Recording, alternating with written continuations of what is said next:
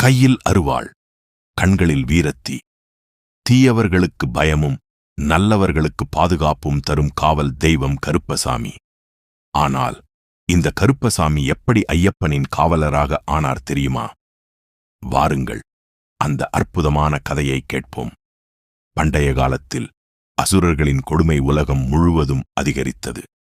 மகிஷி என்ற அரக்கி தேவர்களையும் முனிவர்களையும் துன்புறுத்தி வந்தாள். அவளை அழிக்க சிவபெருமானும் மகாவிஷ்ணுவும் இணைந்த சக்தியாக தர்மசாஸ்தா ஐயப்பன் அவதரித்தார்.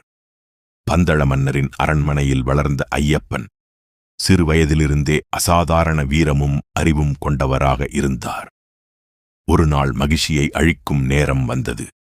அப்போது ஐயப்பனுக்கு துணையாக ஒரு வீரனை இறைவன் உருவாக்கியதாக நாட்டுப்புற மரபுகள் கூறுகின்றன. அந்த வீரனே கருப்பன்.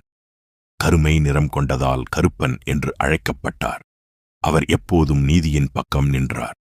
பொய்யையும் அநியாயத்தையும் வெறுத்தார். மகிஷியை தேடி ஐயப்பன் காடுகளுக்குள் சென்றபோது பல அசுரர்களும் மாய சக்திகளும் அவரை தாக்கின. ஒவ்வொரு முறையும் கருப்பன் தனது அருவாளால் எதிரிகளை வீழ்த்தினார். இரவு பகல் பாராமல் ஐயப்பனை பாதுகாத்தார். பல நாட்கள் நீண்ட போருக்குப் பிறகு ஐயப்பன் மகிஷியை வீழ்த்தினார். தேவர்கள் அனைவரும் வானத்தில் இருந்து மலர் தூவி வாழ்த்தினர். உலகம் மீண்டும் அமைதியை அடைந்தது. அதன் பிறகு ஐயப்பன் சபரிமலைக்கு சென்று தியானத்தில் அமர முடிவு செய்தார். அப்போது கருப்பன் மனம் கலங்கினார். சுவாமி, நான் உங்களை விட்டு எப்படி இருப்பேன் என்று கேட்டார். அதற்கு ஐயப்பன் புன்னகையுடன் கூறினார், கருப்பா, நீ என் பக்தர்களை காப்பாற்ற வேண்டும். என்னை தரிசிக்க வரும் ஒவ்வொரு பக்தனுக்கும் பாதுகாவலனாக இரு. தீய சக்திகள் யாரையும் நெருங்க விடாதே.